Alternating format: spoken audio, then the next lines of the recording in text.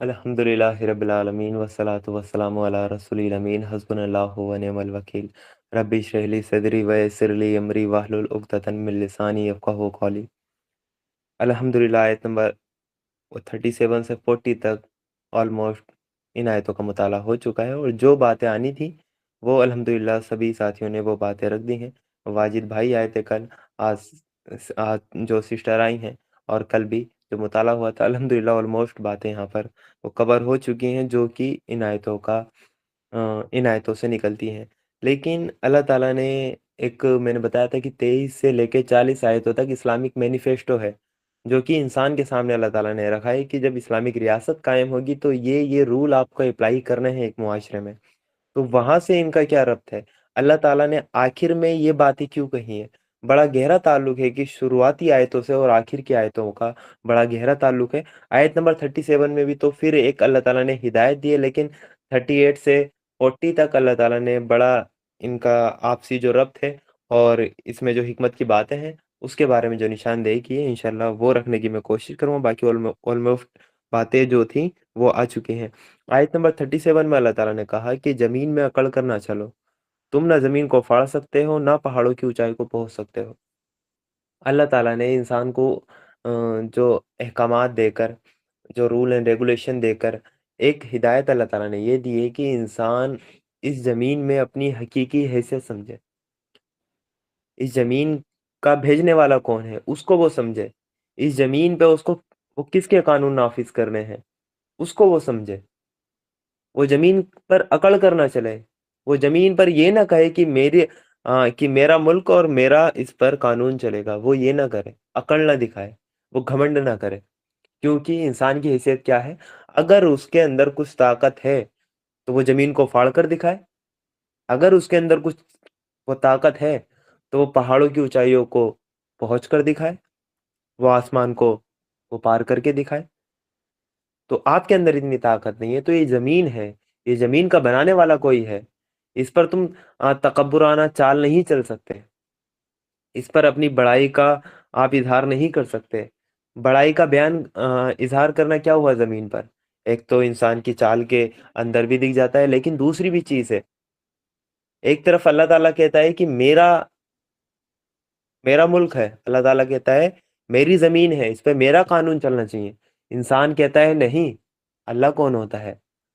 हमारा मु हमारा मुल्क है और हमारा कानून चलेगा, ये भी तकब्बुर है और ये सबसे बड़ा तकब्बुर है। अल्लाह ताला ने जब इस्लामिक मैनिफेस्टो बताया है कि ये रूल आपको अप्लाई करने हैं अपने कॉन्स्टिट्यूशन में, जब इंसान नहीं करता है तो इंसान तकब्बुर में आ जाता है और वो सोचता है कि उसको इस ज़मीन में कोई जेर करने वाला नहीं है, उसके ऊपर कोई पावर नहीं है। तो इसलिए अल्लाह ताला ने उसकी हकीकत इस आयत में बता दी कि आप अपनी अकड़ ज़मीन में ना दिखाएँ। ना तुम ज़मीन को फाड़ सकते हो और ना आसमानों की ऊँचाइयों को पहुँच सकते हो। तुम्हारे अंदर नहीं है ताकत। और जो भी अल्लाह ताला ने इंसान को सलाहियत दी है, वो अल्लाह ताला ने तो दी है, उसकी खुद की अपनी कोई है। अगर अल्लाह ताला उसका सिर्फ़ हार्ट को मतलब कि इशारा करे कि आपको नहीं चलना है, तो अगले सेकंड ही वो ढेर हो जाए।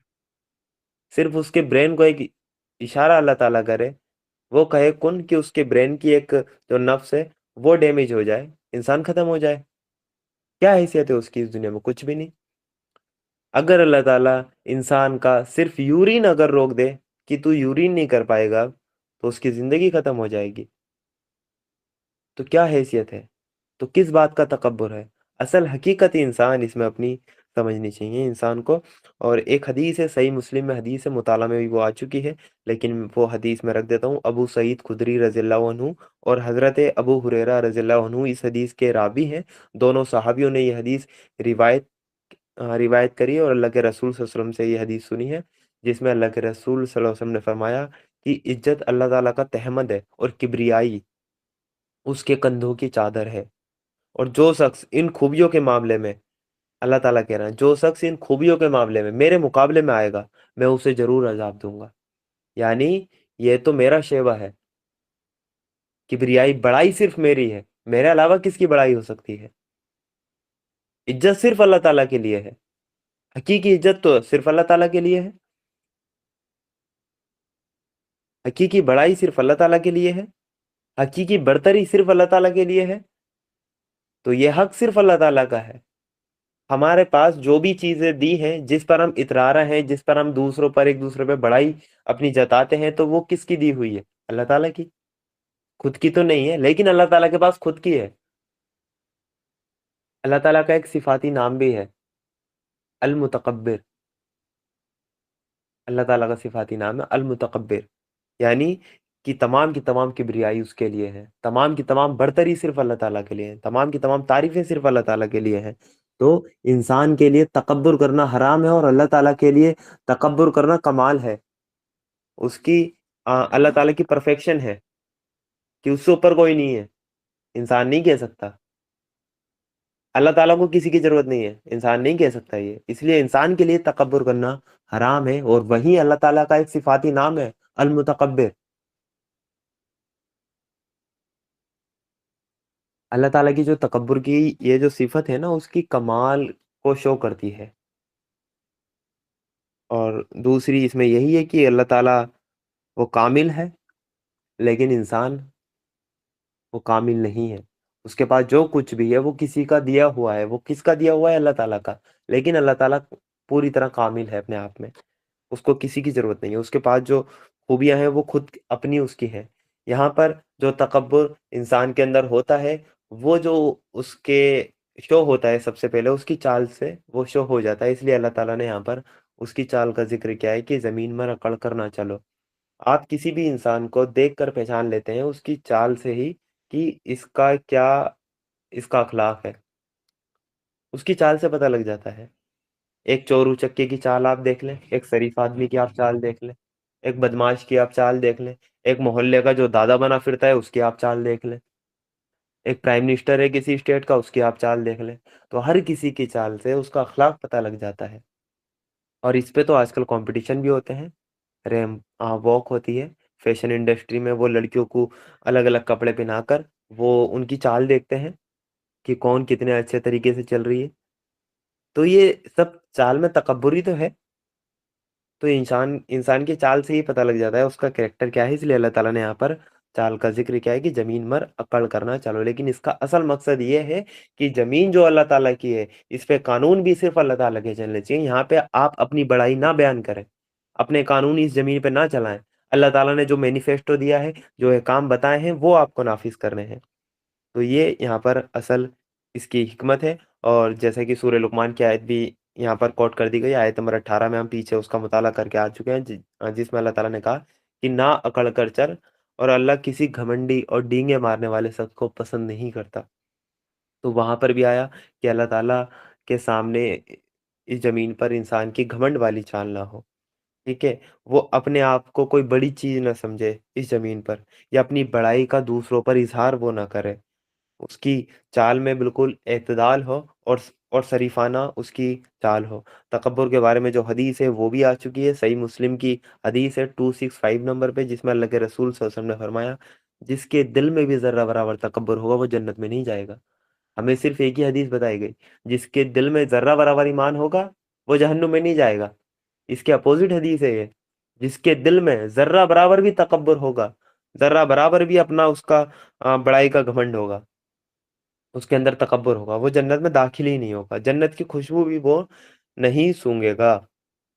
ایک صحابی نے جب یہ حدیث اللہ کے رسول صلی اللہ علیہ وسلم سے سنی، تو انہیں لگا کہ شاید یہ ان کے کچھ ڈاؤٹ تھے، شاید یہ تو کہیں تکبر میں نہیں۔ تو ان صحابی نے اللہ کے رسول صلی اللہ علیہ وسلم سے کہا کہ انسان چاہتا ہے کہ اس کے کپڑے اچھے ہوں، اس کے جوتے اچھے ہوں، یعنی وہ اچھا پہنے، اچھا کھائے، اچھا دکھے۔ تو انہوں نے پوچھا کیا یہ بھی تکبر ہے؟ تو اللہ کے رسول وہ صلی اللہ علیہ وسلم نے فرمایا نہیں، یہ تکبر نہیں ہے، اللہ خود خوبصورت ہے اور خوبصورتی کو پسند کرتا ہے، یہ تکبر میں نہیں آتا۔ اللہ تعالیٰ وہ جمیل ہے اور جمال کو پسند کرتا ہے، اللہ تعالیٰ خوبصورت ہے اور خوبصورتی کو پسند کرتا ہے، انسان اچھا دکھے، اچھے کپڑے پہنے، تو یہ تکبر میں نہیں آتا۔ لیکن پھر اللہ کے رسول صلی اللہ علیہ وسلم نے حدیث میں تکبر کی ایکسپلینیشن دے دی، تکبر کی ڈیفینیشن ہمیں دے دی، جو بندہ بھی اس ڈیفینیشن پہ کھرا اترے گا وہ اس کے اندر تکبر ہوگا۔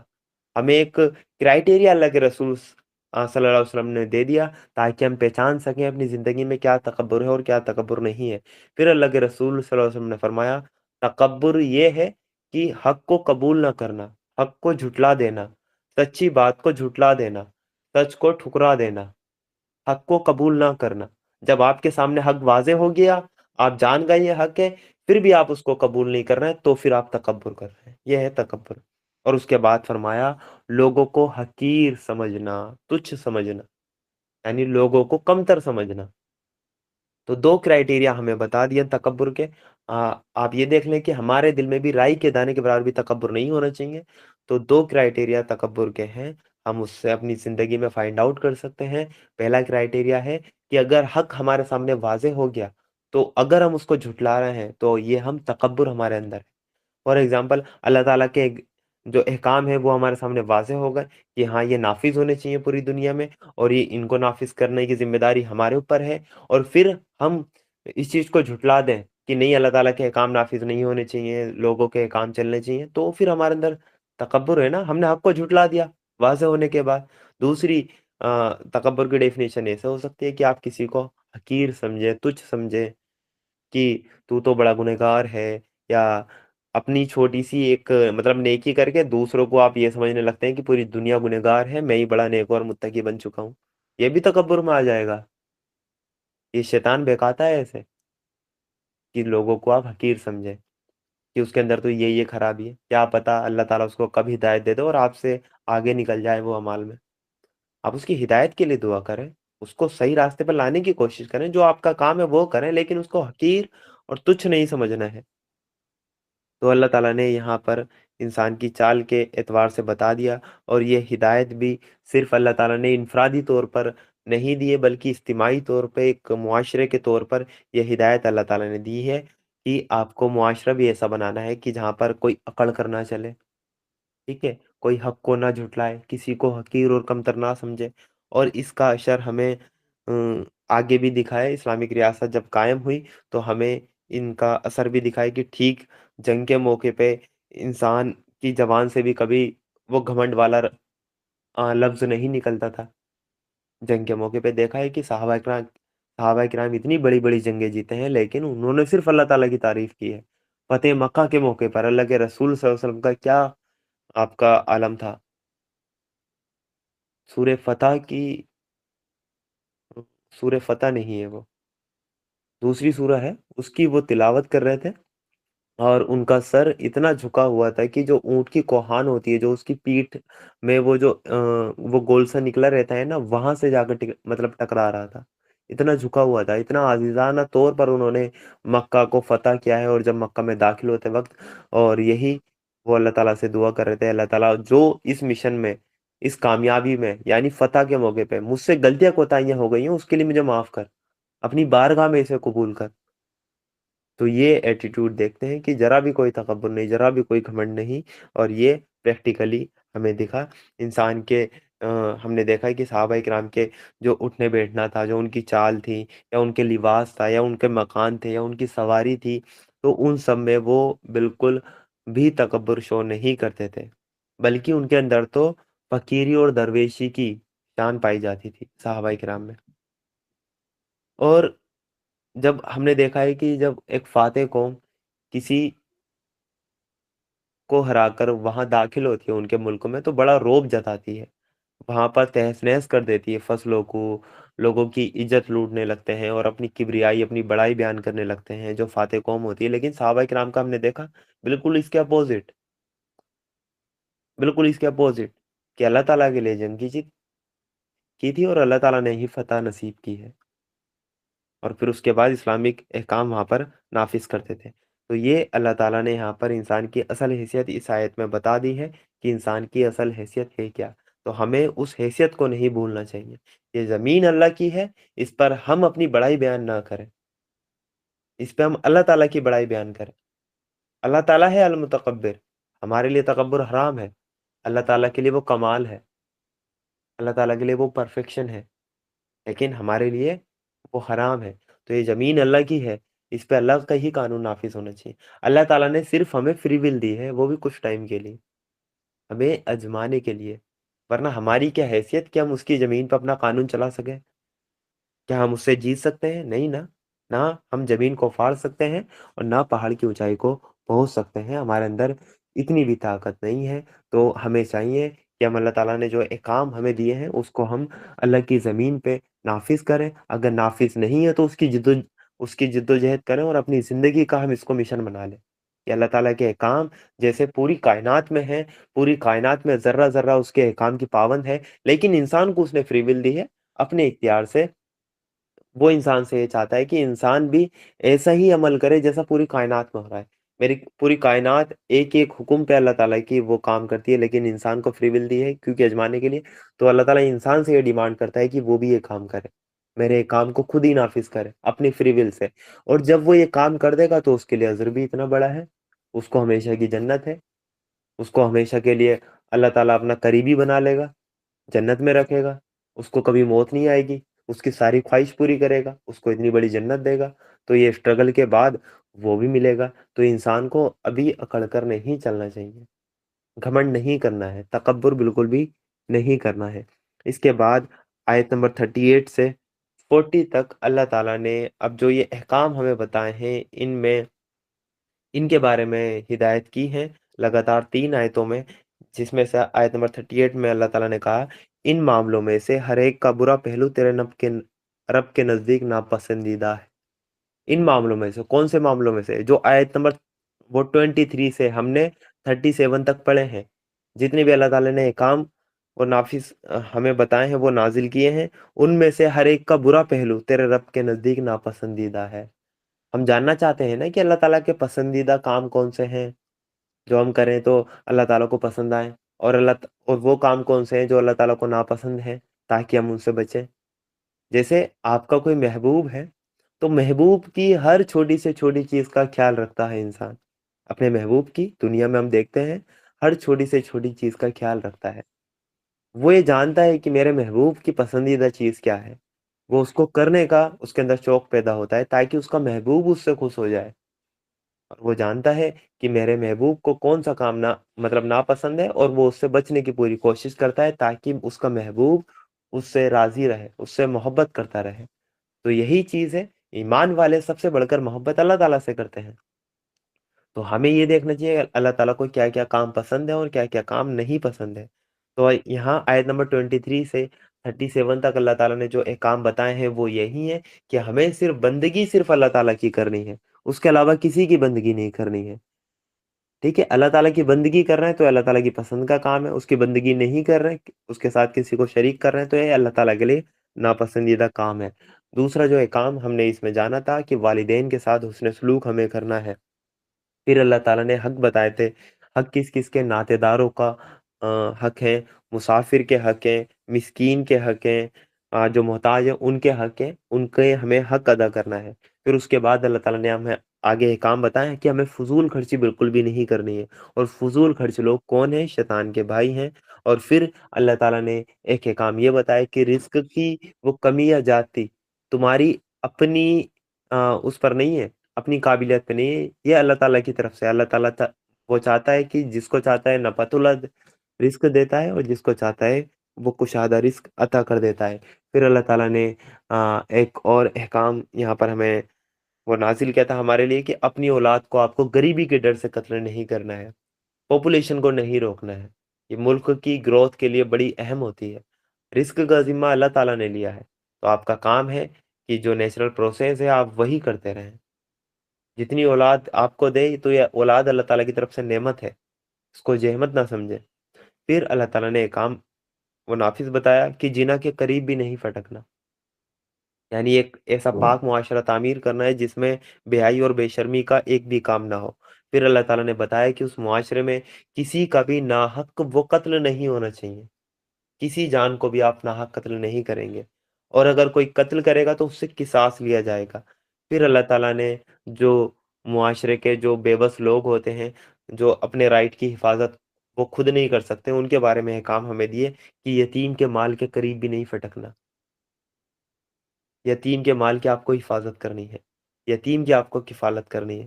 پھر اس کے بعد ایک اخلاقی اللہ تعالیٰ نے وہ بتائیے انفرادی طور پہ इंसान के और इज्तिमाई तौर पे कि मुल्क की फ़ॉरेन पॉलिसी क्या हो, यानी वादे की पासदारी करो। अहद के बारे में तुमसे पूछ-गछ होगी। जो वादा आपने कर दिया, जो मुआहिदा आपने साइन कर दिया, उसको आप फिर पूरा-पूरा आप निभाएँगे। फिर उसके बाद हाँ, बिज़नेस के ताल्लुक से, तिजारत के ताल्लुक से अल्लाह ताला ने अहकाम दिया है कि पैमाने से दो तो पूरा भर कर दो। यानी आपको अपनी बिज़नेस में डंडी नहीं मारनी है, इंसाफ से काम लेना है, ईमानदारी से आपको अपना बिज़नेस करना है। और फिर अल्लाह ताला ने एक अहकाम दिया है पूरी रियासत के लिए कि आपको इल्म के बिना किसी भी अंधविश्वास की पैरवी नहीं करनी। उस चीज़ की पैरवी नहीं करनी जिसका आपको इल्म ना हो। क्योंकि आपके पास अल्लाह ताला ने दिमाग दिया है, आँखें दी हैं, दिल दिए हैं, कान दिए हैं, इन चीज़ की पूछ-गछ तुमसे होनी है। और फिर आयत नंबर 37 में अभी हम पढ़ कर आए हैं कि ज़मीन में अकड़ कर नहीं चलना है। तो ये जितने अहकाम हैं, इन सब का जो बुरा पहलू है वो रब के नज़दीक नापसंदीदा है। तो हमें कोशिश ये करनी है कि हम इनमें से अपनी ज़िंदगी में एक भी काम ऐसा ना करें जिससे कि अल्लाह ताला हमसे नाराज़ हो जाए। इसके बाद आयत नंबर 39 में अल्लाह ताला ने यहाँ हमें फरमाया है, ये वो हिकमत की बातें हैं जो जो तेरे रब ने तुझ पर वही की। ये वो हिकमत की बातें हैं। वो कौन-सी हिकमत की बातें हैं जो अभी लिस्ट हमारे सामने से गुज़री आयत नंबर 23 से 37 तक, तो ये हिकमत की बातें हैं। ये समझदारी वाली बातें हैं, ये सूझ-बूझ वाली बातें हैं, जो तेरे रब ने तुझ पर वही की है। ये बात अल्लाह के रसूल सल्लल्लाहु अलैहि वसल्लम से कही जा रही है। इनसे बेहतरीन बात कोई नहीं हो सकती। हिकमत क्या है? इससे बेहतरीन कानून जो अल्लाह ताला ने दिए हैं, कोई नहीं हो सकते। आप ये अपने मुआशरे में अप्लाई करें, मुआशरा आपका बेहतरीन तामीर होगा। ये जिस ये अल्लाह ताला की तरफ से आई हुई बातें हैं। अल्लाह ताला कह रहा है कि ये हिकमत की बातें हैं। इसमें ही तुम्हारी समझदारी है। इसके अपोज़िट चलोगे तो अपना ही नुकसान कर बैठोगे। ये कोई ऐसा नहीं है कि किसी ने भी सोच कर ये कानून बना दिए हैं। नहीं, ये अल्लाह ताला के कानून हैं। अल्लाह ताला जानता है इंसान के लिए क्या बेहतर है, क्या बेहतर नहीं है। तो ये हिकमत की बातें हैं और इसमें कितनी हिकमतें हैं, वो हम ज़ाहिरी तौर पर भी देख सकते हैं। हम इस्लामिक जो अहकाम हैं, उनका कंपैरिज़न हम दूसरे जो कानून होते हैं, उनसे हम कर सकते हैं। ईज़िली हम कंपैरिज़न कर सकते हैं और हम देख सकते हैं कि जितने भी फ़ायदे हैं, जितने भी इंसान के लिए उसकी उसकी ज़िंदगी की बेहतरी के लिए जितने भी फ़ायदे पाए जाते हैं, वो अल्लाह ताला के कानून में पाए जाते हैं और इंसानों के कानून में इंसान के साथ ज़ुल्म होता है। इसलिए अल्लाह ताला ने इन सब बातों को कहा, ये हिकमत की बातें हैं, जो तेरे रब ने तुझ पर वही की हैं। ये हिकमत की बातें जो तुम्हें बताई गई हैं, इस कुरान में तुम्हें बताई गई हैं, तो ये अल्लाह ताला की तरफ से वो कैसे आई हैं? वही के ज़रिए आई हैं। पैगम्बर आपको बता रहा है।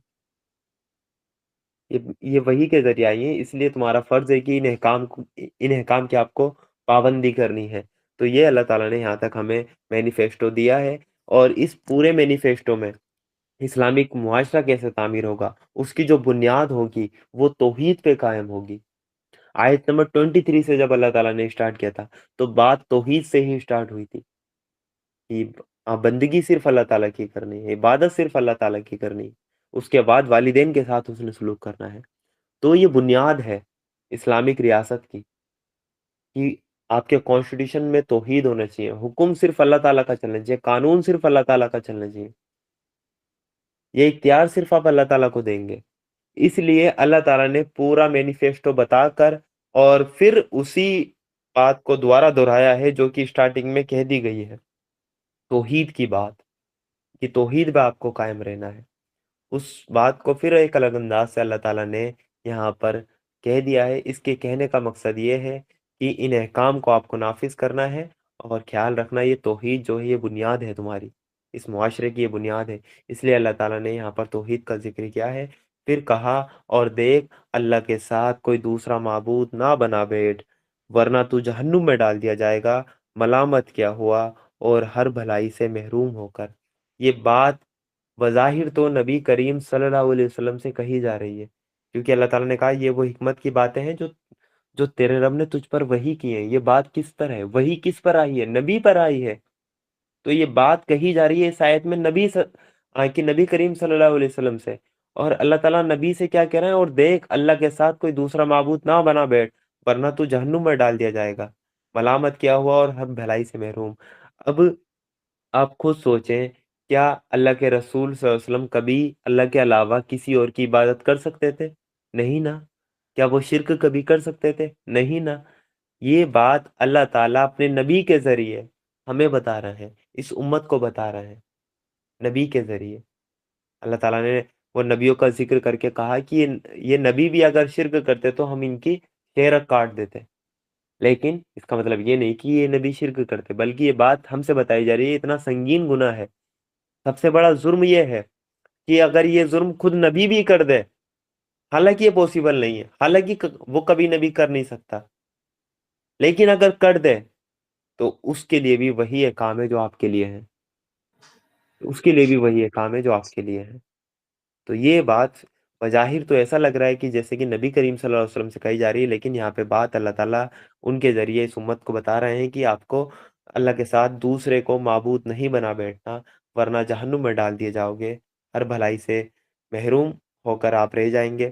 تو یہ بات اس لیے جو احکام بتانے کے بعد اس بات کو بتانے کا منطقی لوجک یہی ہے، ایک تو اس بات کی اہمیت بتانا توحید کی، دوسری بات یہ ہے جو یہ احکام آپ کو بتائے ہیں کہ آپ کو اللہ کی زمین پہ اللہ کے احکام نافذ کرنے ہیں، اور اس کے بعد بھی آپ نافذ نہیں کریں گے، آپ اپنی چلائیں گے، آپ دوسرے کے جو قانون ہیں، دوسرے کے جو بنائے ہوئے قانون ہیں ان کی آپ پیروی کریں گے، تو آپ اللہ تعالیٰ کے ساتھ شرک کر رہے ہیں۔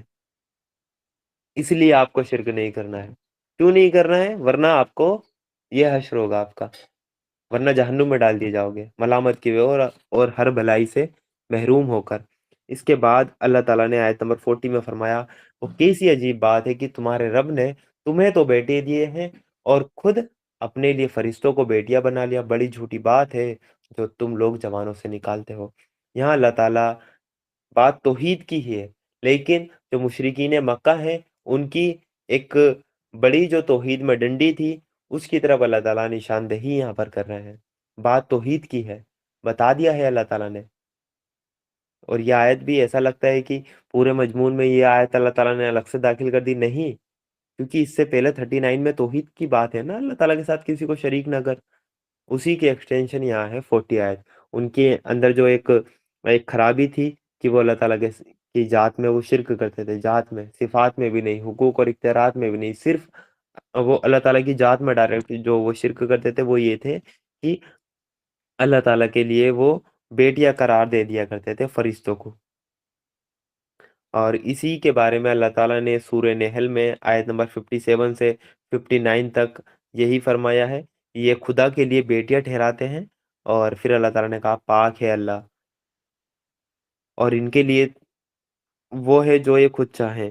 اور پھر اللہ تعالیٰ نے کہا ہے کہ جب ان میں سے کسی کو بیٹی پیدا ہونے کی خوشخبری دی جاتی ہے تو اس کے چہرے پر وہ کلونس چھا جاتی ہے، اور بس وہ خون کا سا گھونٹ پی کر رہ جاتا ہے اور لوگوں سے چھپتا پھرتا ہے، اور اسی بری خبر کے بعد وہ کیا کسی کو منہ دکھائے، سوچتا ہے کہ جلت کے ساتھ بیٹی کو لیے رہے یا مٹی میں دبا دے۔ دیکھو کیسے برے حکم ہیں جو یہ خدا کے بارے میں لگاتے ہیں۔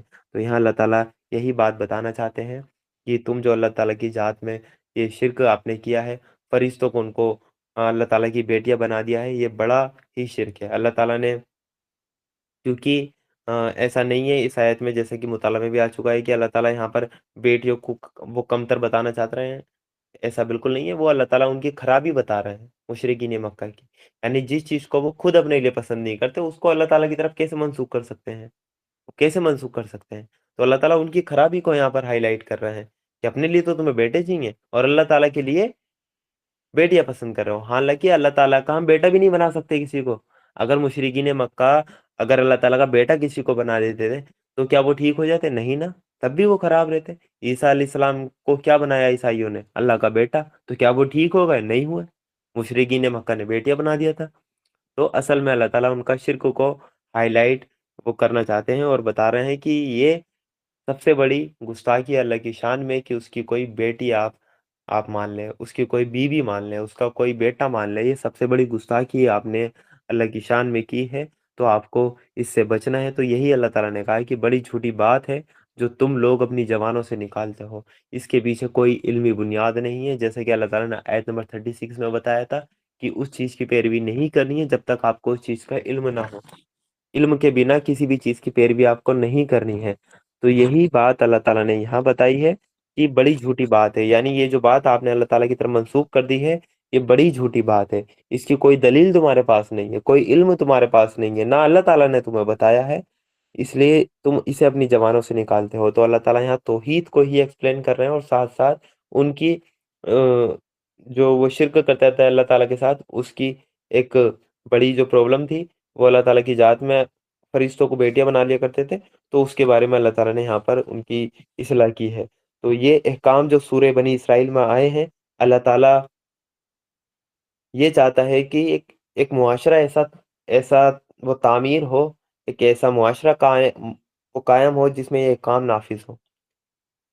پھر آپ اس معاشرے کی برکت دیکھیے گا، آپ کو نظر آئیں گی، پوری دنیا اس معاشرے کی برکت کو دیکھے گی۔ تو اللہ تعالیٰ یہ جو احکام ہے، ان احکام کو ہمیں نافذ کرنے والا بنا ہے۔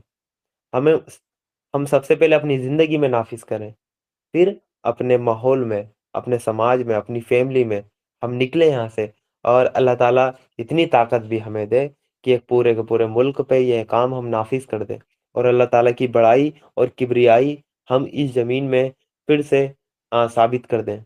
اللہ تعالیٰ کی بڑائی تو ہمیشہ ہے، ہمیشہ رہے گی، لیکن اللہ تعالیٰ نے انسان کو فری ول دی ہے، تو ہمیں یہی کوشش کرنی ہے، یہی جد و جہد کرنی ہے کہ یہ کام ہم اللہ کی زمین پر اللہ کے احکام نافذ کرنے والے ہم بن جائیں۔ اس کے لیے ہم اپنی ساری کوششیں، ساری صلاحیتیں، سارا وقت، سارا مال ہم کھپا دینے کے لیے تیار ہوں، ہم اپنی جان تک دینے کے لیے تیار بن جائیں، کہ ہمیں کسی کی کوئی پرواہ نہیں ہے۔ اللہ تعالیٰ نے جو سورہ توبہ ہے، آیت نمبر اس کی 24 پڑھیے گا سورہ توبہ کی، اس میں کہا کہ اگر تمہارے مال، تمہارے خاندان، تمہارے کاروبار، تمہارے باپ، تمہاری اولاد، تمہاری بیویاں اور بیویوں کے لیے شوہر، اگر یہ سب تمہیں محبوب ہیں اللہ اور اس کے رسول سے اور اس کی راستے میں جہاد سے، تو کیا کرو؟ تو انتظار کرو کہ اللہ اپنا فیصلہ سنا دے، اللہ اپنا فیصلہ سنا دے۔ تو ہمیں کچھ نہیں چاہیے، ہمارا گھر بار لوٹ جائے، ہمارا خاندان پورا برباد ہو جائے، ہم تباہ اور برباد ہو جائیں، ہمیں اللہ تعالیٰ کے احکام کو نافذ کرنا ہے، اس کے راستے میں جد و جہد کرنی ہے، اس کے لیے کوشش کرنی ہے۔ اللہ تعالیٰ سے یہی دعا ہے کہ اللہ تعالیٰ ان احکام کو ہماری زندگی میں داخل کر دے، اور ہمیں اس کو نافذ کرنے کی جد و جہد کرنے والوں میں شامل کر دے۔ جزاک اللہ خیرن کثیر۔